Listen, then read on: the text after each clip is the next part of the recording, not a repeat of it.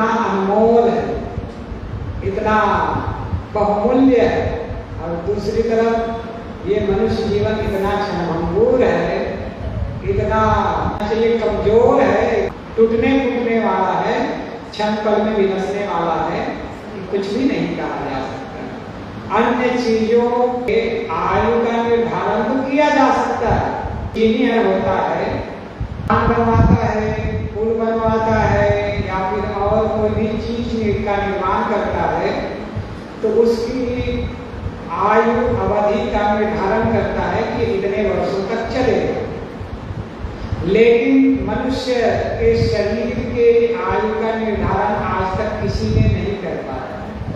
ये शरीर धरा हुआ है तो इतने वर्षों तक जिएगा, इतने वर्षों तक इसका शरीर ठीक रहेगा, इतने वर्षों के पश्चात इसका शरीर कमजोर होकर के भूलुंठित हो जाएगा, ऐसा किसी ने आज तक बताया है?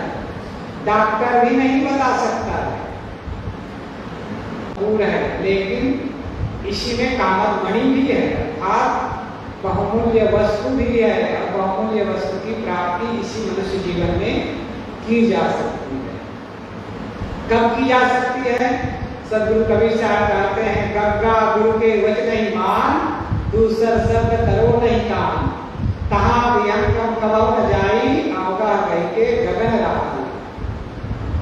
सदगुरु कबीर साहब कहते हैं, गग्गा गुरु के वचन नहीं मान, दूसर शब्द करो नहीं काम। आज आदमी क्या करता है? गुरु के वचनों को नहीं मानता है, अर्थात संतों की वाणियों पर ध्यान नहीं देता है। आज आदमी प्रायः गुरुमुखी होता है, गुरुमुखी नहीं कहना चाहिए, गुरु के दीक्षा तो ले लेता है गुरु से, लेकिन गुरुमुखी नहीं होता है। गुरुमुखी होना अलग विषय है और गुरु से दीक्षा लेना अलग विषय है। गुरुमुखी वही होता है जो गुरु के निर्देशों का पालन करता है। अधिकतम व्यक्ति देखा जाता है, कहलाता तो है गुरु का भक्त, लेकिन होता है मनमुखी। मन के अनुसार चलने वाला मनमुखी होता है, मन के अनुसार क्रियाओं को करके वैसे जीने वाला, वैसे बोलने वाला, वैसा सोचने वाला, वैसा जीवन यापन करने वाला मनमुखी होता है। आज संसार में प्रायः देखा जाता है कि हर आदमी मनमुखी है, गुरुमुखी तो कोई बिरला निकलता है। जैसे उंगली में गिन करके नाम ले सकते हैं, मीरा गुरुमुखी थी, सबरी गुरुमुखी थी, और भी नाम प्रहलाद गुरुमुखी हुए। ऐसे गिने लोग ही गुरुमुखी होते हैं। और भी कह सकते हैं जो संत महापुरुषों में होते हैं, आज भी हैं बहुत से संत जो गुरु के निर्देशों के अनुसार चलते हैं, अपने मन के अनुसार नहीं चलते। गुरु ने जो आज्ञा दिया है, गुरु ऐसा नहीं है कि गुरु हमेशा अंग संग लगे रहे तब वो गुरु के निर्देशों के अनुसार चलता हो, ऐसा नहीं है। कबीर साहब ने तो कह दिया है, जो गुरु बसे बनारसी, शिष्य समुद्र तीर, बिसराए बिसरे नहीं जो गुण होए शरीर। गुरु कहाँ है? गुरु बनारस में बैठे, और शिष्य कहाँ है? समुद्र के किनारे बैठा, अर्थात बहुत दूर। कहने का तात्पर्य है, समुद्र के किनारे का तात्पर्य है बहुत दूर है गुरु से। लेकिन बिसराए बिसरे नहीं, बिसराने का तात्पर्य होता है भूलना। बिसराए बिसरे नहीं, वो मन से कभी भी गुरु को नहीं भूलता है, गुरु के ज्ञान को नहीं भूलता है, गुरु के निर्देशों को नहीं भूलता है, गुरु के आदेशों को नहीं भूलता है, गुरु के निर्देश को नहीं भूलता है, और गुरु के दिए हुए मंत्र और शिक्षा को नहीं भूलता है। वो गुरुमुखी होता है। अब आजकल आदमी गुरुमुखी तो हो जाता है, अर्थात दीक्षा तो ले लेता है और फिर कहता है कि हमने तो गुरु किया हुआ है कि इसलिए नौकरी में उन्नति हो जाए, धंधा में बढ़ोतरी हो जाए, और क्या कहता है कि बच्चों को अच्छी नौकरी मिल जाए, बच्चे की अच्छी जगह शादी ब्याह हो जाए, या फिर अन्य और भौतिक उपलब्धि के लिए हमने गुरु से दीक्षा दी जाए। अब वो उसको गुरु के ज्ञान से मतलब है, कि गुरु के निर्देश से मतलब है, कि गुरु की शिक्षा से मतलब है, कि गुरु के दिए हुए ज्ञान और मंत्र से मतलब है। उससे कोई मतलब नहीं रह गया है। चाहे इसका मतलब ये नहीं है कि केवल कबीर पंथ में दीक्षा लेने वाले ऐसे करते हैं, ऐसी बात नहीं है। किसी भी मत पंथ में चले जाओ, अधिकतम लोग किसी गुरु से दीक्षा ले लेते क्योंकि उनका बहुत महिमा, बहुत प्रसिद्धि है, बहुत उनके सभाओं में भीड़ आती है, देखते हैं अरे बड़े गुरु हैं। अब गुरु की पहचान बड़ी सभा से होती है, गुरु की बड़े गुरु की पहचान बड़ी भीड़ से होती है। आज यही मान्यता चली हुई है कि बड़े गुरु कौन है? जिसकी सभा में लाखों लाखों की भीड़ होती है, बड़े गुरु। बड़े गुरु वो नहीं होता है जिसकी सभाओं में बड़ी भीड़ होती है। बड़े गुरु वो होता है जो जिसके अंदर में बड़प्पन हो, जिसके अंदर में बड़ाई हो, जो अंदर ज्ञान में निष्ठ हो, बड़े गुरु होता है। भीड़ तो भेड़ होती है। भीड़ का तात्पर्य होता है अंधाकरण करने वाला भीड़ होता है। गुरु का अनुयायी भीड़ नहीं बनता है। गुरु हमेशा शिष्य को क्या बनाता है? महान बनाने का काम करता है, भीड़ बनाने का काम नहीं करता है। भीड़ वो कहलाता है जो अंधाकरण करता है। तो जिसकी सभा में लाखों की भीड़ हो रही कह रहे हैं, तो भीड़ विवेकियों की भीड़ नहीं होती है, समझदारों की भीड़ नहीं होती है, आचरण संपन्न लोगों की भीड़ नहीं होती है। भीड़ होती है अंधाकरण करने वालों की भीड़ होती है हमेशा, उसी को भीड़ कहा जाता है। इसीलिए समझ और समाज कहा जाता है। पशुओं की जो संख्या बड़ी होती है, भीड़ होती है, उसको कहा जाता है समझ। जो पशुओं के अनुसार, पशुओं के समान हाँक दिया जाता है, ऐसा करोगे, ऐसा रहोगे, ऐसा चलो, इस प्रकार से कह दिया गया और भीड़ के भीड़ इकट्ठे हो गए, उसे कहा जाता है समझ। पशुओं के भीड़ को समझ कहा जाता है। वो भीड़ हो गया तो लोग कहते हैं कि हम जगह इतनी भीड़ होती है इसलिए बड़ा गुरु है। भीड़ हमेशा भीड़ होता है, समझ लो। और जो उस भीड़ में शामिल होता है वो भी उसी के अनुसार होता है। वो गुरुमुखी नहीं हो रहा है, वो मनमुखी हो रहा है। खैर अलग विषय है। तो मैं कह रहा था गग्गा गुरु के वचन नहीं मान, दूसर शब्द करो नहीं काम। शब्द कवि साहब कहते हैं गग्गा गुरु के वचन नहीं मान। जो गुरु के वचनों को मानता है अर्थात गुरुमुखी होता है। दूसरा शब्द करो नहीं काम।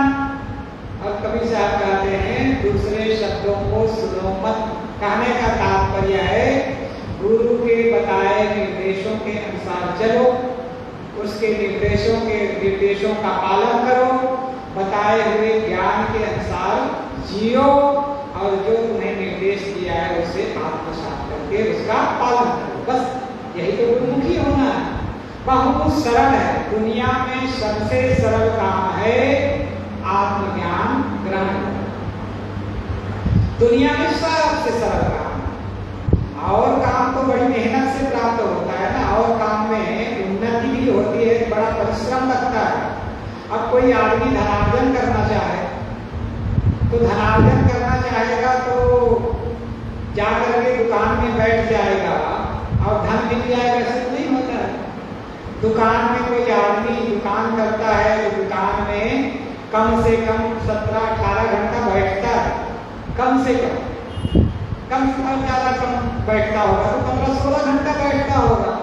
लेकिन 15-16 घंटा बैठता है दिन भर, तब कहीं उसे धनार्जन होता है। और ग्राहकों के आशा में बैठा रहता है, दिन भर भीड़ लगी हो ग्राहक की, ऐसा भी नहीं होता है। खाली बैठे पड़ा रहता है, कोई के रुक के ग्राहक आता है, सामान बेचता है, इनकम होती है। तो दिन भर बैठे रहने के पश्चात तो ड्यूटी बजाने के पश्चात, और कोई आदमी नौकरी करता है तो 8-10 घंटे की ड्यूटी करता है, तब कहीं उसे महीने भर के पश्चात। लेकिन कोई आदमी चाहे कि मुझे आत्मज्ञान हो जाए तो क्या करना होता है? केवल स्मरण करना होता है। मेहनत करना पड़ता है क्या? 1 घंटा बैठना पड़ता है, 2 घंटा बैठना पड़ता है कि 10 घंटा बैठना पड़ता है तब आत्मज्ञान होता है? ऐसी बात तो है नहीं। बस स्मरण किए कि आत्मबोध हो गया, आत्मज्ञान हो जाता है। किसका स्मरण?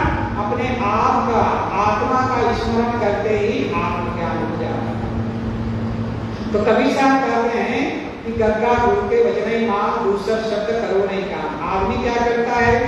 आत्मस्मरण नहीं करना चाहता, वो सहज और सरल में सब कुछ मिल जाए यही सोचता है। यही आदमी की भूल है। इसीलिए कहा गया है आदमी भूल करता है और दोष लगाता है, और भूल तो करता है और कहता है कि दोष लगा करके कहता है कि हमारे जीवन में दुख है, हमारे जीवन में आपत्ति है, हमारे जीवन में विपत्ति है, हमें सुख नहीं मिलता है, शांति नहीं मिलती है, मन के अनुसार सब कुछ नहीं मिलता है। इस प्रकार से दोष लगाते फिरता है। इसीलिए कहा गया है जिसमें कुछ भी भूल नहीं भगवान उसे ही कहते हैं। जिसमें कुछ भी भूल नहीं भगवान उसे ही कहते हैं। जो भूल मिटाना जाने उसे ही इंसान कहते हैं। जो भूल मिटाना जाने उसे ही इंसान कहते हैं। जो माँ बाप की आज्ञा का पालन करे संतान उसे ही कहते हैं। जो माँ बाप की आज्ञा का पालन करे संतान उसे ही कहते हैं।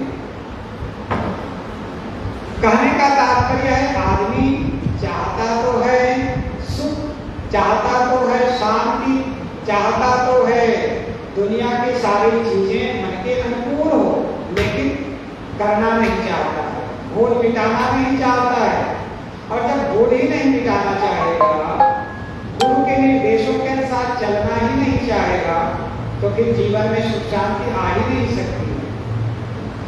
आदमी जो काम करता है उसी के अनुरूप परिणाम भी मिलता है। कोई आदमी डॉक्टर बनना चाहता है तो डॉक्टरी की पढ़ाई करता है। अब डॉक्टरी की पढ़ाई एक दिन करता है और डॉक्टर बन जाता है, ऐसा नहीं होता है। करीब करीब 4-4, 5-5 का क्या कहना चाहिए 6 से 7 वर्षों तक पढ़ता है। डॉक्टरी की पढ़ाई 6-7 वर्षों तक आदमी पढ़ता है, बच्चा पढ़ता है, तब कहीं जा करके डॉक्टर बनता है। और उसमें भी MD होना है, विशेषज्ञ बनना है, तो और 2-3 साल की पढ़ाई लगती है। तब कहीं डॉक्टरी में विशेषज्ञ हो सकता है। बड़े सर्जन बनना है तो सर्जरी सीखने के लिए उसे और पढ़ाई करनी पड़ती है। तब कहीं जाकर के कुशल चिकित्सक बनता है। और आदमी चाहता है सुख और शांति, बस गुरु आशीर्वाद दे दे, बस अब सुख शांति जीवन में आ जाए। लोग आ जाते हैं, नेताजी लोग भी आते हैं, नेताजी लोग आते हैं और कहते हैं कि आशीर्वाद दे दे महात्मा जी, और हम पार्षद के चुनाव में जीत गए। आशीर्वाद के बल पर सब कुछ चाहते हैं। आशीर्वाद मिलता है ऐसी बात नहीं है, आशीर्वाद नहीं मिलता है ऐसी बात नहीं है। आशीर्वाद देने से नहीं मिलता है, आशीर्वाद स्वयं मिलता है। जैसे गुरु बताते हैं, जैसे संत बताते हैं, जैसे निर्देश किया जाता है उसके अनुसार से जीवन बनाते हैं, तो आशीर्वाद तो हमेशा मिलता ही रहता है। आशीर्वाद देने से नहीं मिलता है। गुरु या संत या महापुरुष जैसा निर्देश देते हैं उसके अनुसार जीवन बना लो, जीवन में आशीर्वाद मिलते चला जाता है। आशीर्वाद बोलने से नहीं मिलता है। लेकिन आजकल चला हुआ है कि संतों का आशीर्वाद मिल जाएगा तो हमारा काम बन जाएगा। इसलिए सस्ता नुस्खा, मैंने कल भी कहा था ना, सस्ता नुस्खा आदमी चाहता है, करना ना पड़े, चलना ना पड़े, संयम करना ना पड़े, त्याग ना करना पड़े, जैसा हम जीते हैं, जैसा हम करते हैं, जैसा हम चलते हों बस करते रहें, गुरु की आशीर्वाद मिल जाए और सब कुछ पूरा हो जाए। ऐसा होने वाला नहीं। तो मैं कह रहा था कि आदमी चाहता सब कुछ है और करता कुछ नहीं है, इसलिए जीवन में सफलता भी नहीं आती है। सफलता की प्राप्ति के लिए तन मन और जीवन को सुंदर बनाना पड़ेगा, यही मुख्य बात है। पूरा सत्संग का सार ही है तन मन और जीवन को पवित्र बनाना, सुंदर बनाना। आखिर कहा जाता है गांधी जी के 3 बंधन थे। गांधी जी के 3 बंधन थे। क्या क्या थे, क्या क्या करते थे 3 बंधन? गांधी जी के 3 बंधन थे। तो पहला बंधन, अपने कानों में हाथ रखा हुआ था। दूसरा बंधन, अपने आंखों में हाथ रखा हुआ था। तीसरा बंधन, अपने मुंह पे हाथ रखा हुआ था। गांधी जी के 3 बंधन। मैं कहता हूं गांधी जी के 3 बंधन थे, लेकिन मैं कहता हूं कि चौथा बंधन भी होता है। लेकिन चौथा बंधन के बारे में लोग बताते नहीं हैं और लोग समझते भी नहीं। गांधी जी का पहला बंधन कह रहा है कि बुरा मत सुनो, और दूसरा बंधन कह रहा है कि बुरा मत देखो, और तीसरा बंधन कह रहा है कि बुरा मत बोलो। ये 3 बंधन के द्वारा महात्मा गांधी ने संदेश दिया है जन समाज को, बुरा मत सुनो, बुरा मत देखो और बुरा मत बोलो। आज आदमी क्या करता है? बुरा सुनता है, बुरा देखता है और बुरा बोलता है। क्यों बोलता है? इसका मुख्य कारण है चौथा बंधन पे आदमी की समझ ही नहीं जाती है। चौथा भी बंधन है। वो चौथा बंधन है, कहाँ हाथ रखा हुआ है? वो चौथा बंधन हाथ रखा हुआ है अपने मस्तक पर, और कह रहा है चौथा बंधन, बुरा मत सोचो। जब सोचना ही अच्छा हो जाएगा, सोचना ही शुभ हो जाएगा, सोचना ही कहना चाहिए हमारे ज्ञान के अनुसार हो जाएगा, तो सुनना भी अच्छा हो जाएगा, देखना भी अच्छा हो जाएगा, बोलना भी अच्छा हो जाएगा। मन मूल है। जाइए पकड़ लीजिए पंडित जी, चलने में दिक्कत नहीं हो रही, कौन दिमाग में।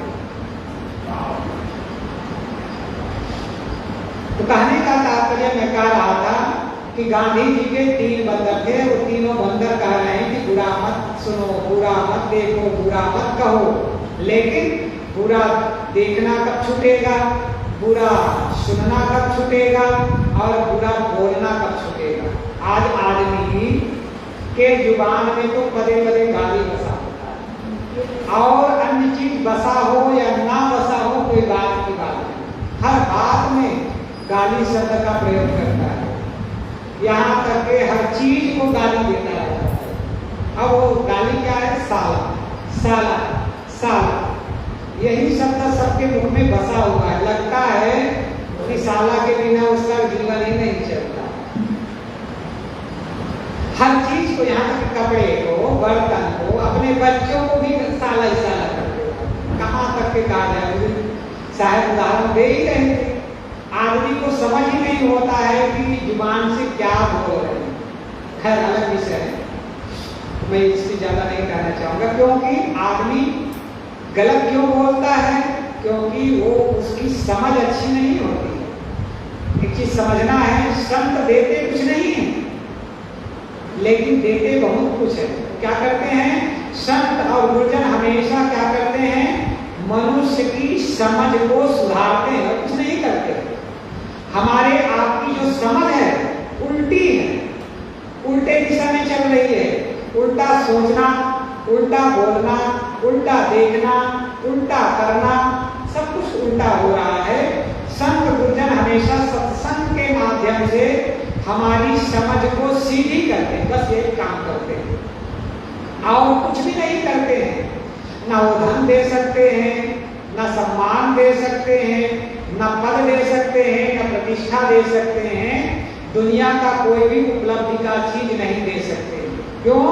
क्योंकि उसके पास होता नहीं है। हाँ, उनके पास दुनिया का सबसे श्रेष्ठ चीज होता दुनिया की उत्तम चीज होती है समझ।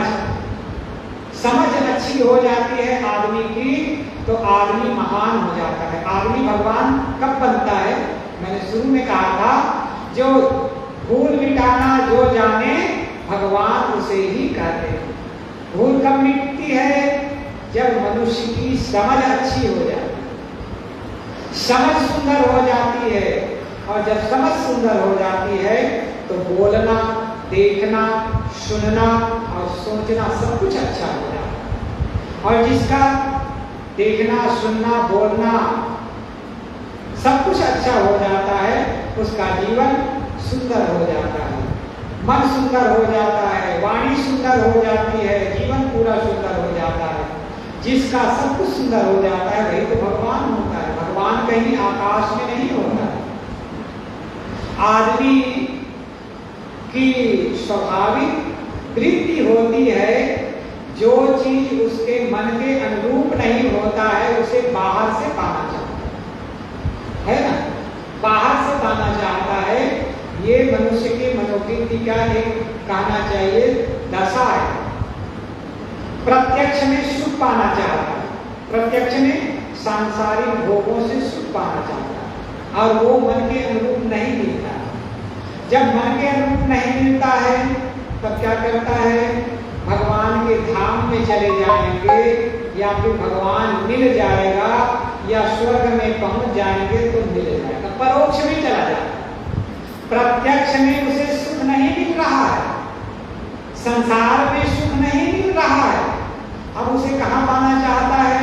स्वर्ग में पाना चाहता है या फिर भगवान के धाम में पाना चाहता है या फिर भगवान मिल जाए तो उससे पाना चाहता है। अब जब संसार में सब कुछ है अर्थात जो आप पाना चाहते हैं वो इसी संसार में मिलेगा। अब इसी संसार में है भी, अब उसे नहीं मिल रहा है, प्रत्यक्ष में सुख नहीं मिल रहा है, संसार में सुख नहीं मिल रहा है, तब वो उसे ढूंढता है, बाहर ढूंढता है। कहाँ ढूंढता है? स्वर्ग में पाना चाहता है, भगवान के धाम में पाना चाहता है, भगवान के मिलने में पाना चाहता है, परोक्ष में भटक जाता है। जो सुख सामने है उसे पाना नहीं चाहता है और परोक्ष में भटकता है। परोक्ष में भी नहीं मिलता है। क्यों नहीं मिलता है? क्योंकि जिस भगवान के धाम में जाकर के, स्वर्ग में जाकर के जिस सुख को पाना चाहता है, देखता है कि भगवान के जीवन में भी तो आपत्ति, विपत्ति और दुख मिलता है। भगवान के जीवन को पढ़ो, देखो, सुनो और विश्लेषण करो तो किसी भी भगवान के जीवन को आप आद्योपान विश्लेषण कर लो तो दुख के अलावा कुछ नहीं, आपत्ति और विपत्ति के अलावा कुछ भी नहीं। अब जो आपत्ति, विपत्ति, दुख, द्वंद में जिसका जीवन पड़ा हो वो हमें क्या सुखी बना सकता है? नहीं बना सकता। एक चीज और समझ लो, हमारे पास किसी चीज की कमी है, हमें चाहिए, मान लीजिए कोई सामान चाहिए, कोई टूट फूट गया है, कहीं मकान में टूट फूट हो गया है, रिपेयरिंग कराना है, तो हमको क्या चाहिए? सीमेंट चाहिए, बजरी चाहिए या फिर टाइल्स लगाना है तो टाइल्स है ना। अब हमें चाहिए बजरी, सीमेंट और टाइल्स। अब हम किससे याचना करें? जिसके पास होगा उससे मांगेंगे तो देगा। अब हम किसके पास चले गए? हम चले गए कपड़े वाले की दुकान में। अब कपड़े की दुकान में चले गए और हम उससे याचना कर रहे हैं कि भाई हमको बजरी दे दो, हमको सीमेंट दे दो, हमको टाइल्स दे दो। अब वो देगा? नहीं दे सकता।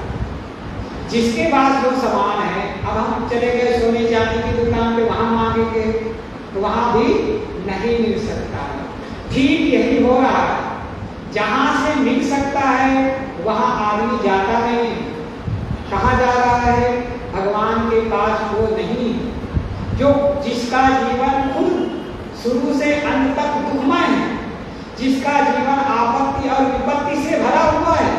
चाहे शिव भगवान के जीवन को देखो, चाहे राम के जीवन को देखो, भगवान राम के जीवन को देखो, भगवान कृष्ण के जीवन को देखो और भगवान विष्णु के जीवन को देखो, तो क्षीर सागर में कमल फूल पे बैठे, उसके लिए रहने के लिए मकान भी नहीं,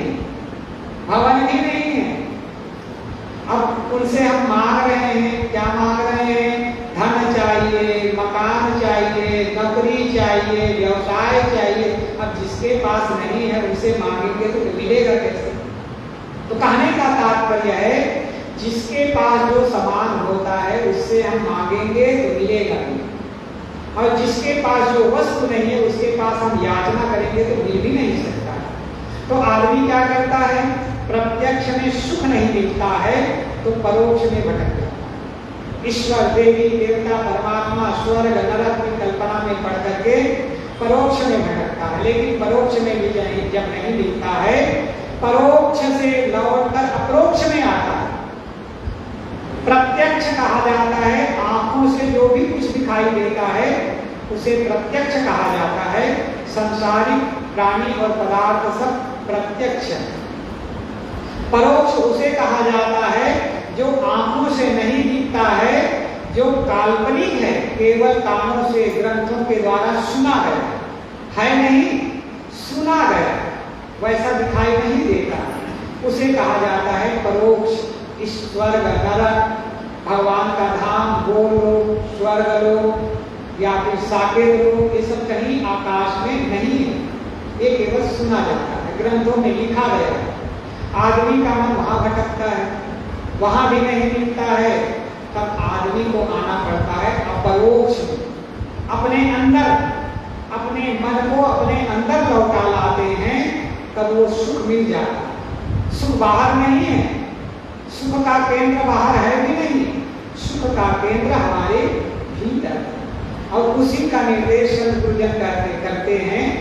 मैंने पंक्ति उठाया था, गग्गा गुरु के वचन ही मान, दूसर शब्द करो नहीं कान। आदमी क्या करता है, अन्य शब्दों में काम दे देता है, प्रत्यक्ष नहीं, प्रत्यक्ष के शब्दों में काम दे देता है, परोक्ष शब्दों में काम दे देता है, और अपरोक्ष में नहीं आता है।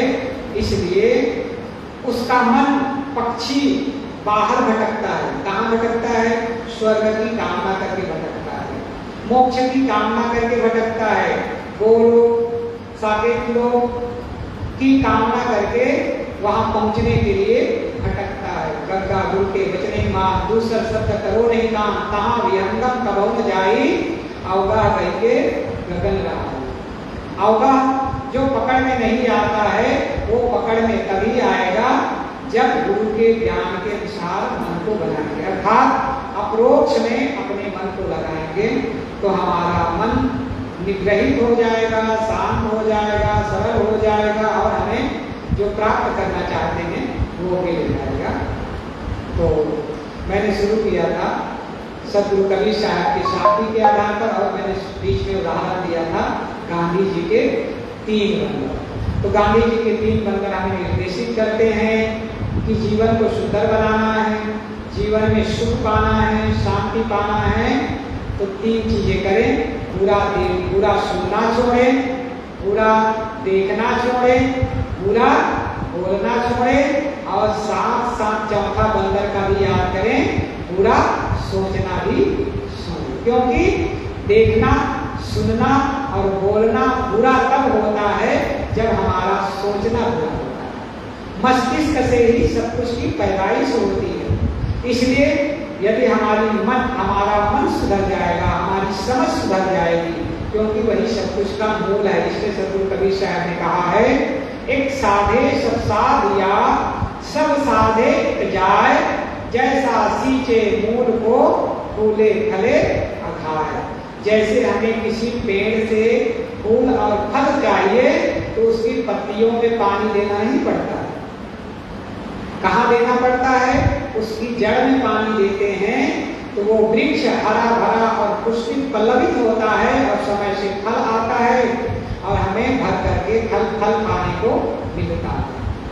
ठीक वैसे ही सभी मनुष्य का मूल, मनुष्य के जीवन का मूल मन है। उस मन को हम अच्छे